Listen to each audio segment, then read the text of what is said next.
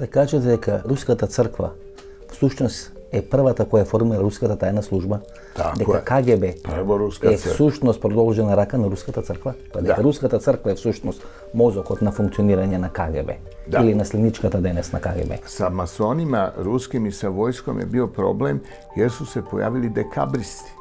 Puškin je bio blizak dekabristima. A dekabristi su bili za reforme carstva i tako su došli u sukob sa carom i dosta njih je postreljano i tu je bilo jedan broj pesnika.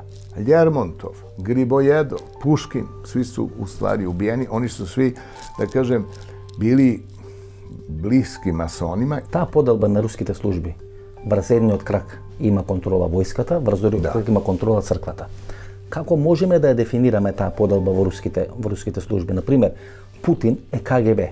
Велите дека КГБ е под контрола на црквата. Да, тако. Дали може да се смета дека Путин е под контрола на црквата, а дека Медведев е под контрола на војската? Можете ли малку да изнијансирате таа поделба во руските служби? Pa zapravo je obrnuto, odnosno ruska crkvena služba kontroliše Putina, ne on njih.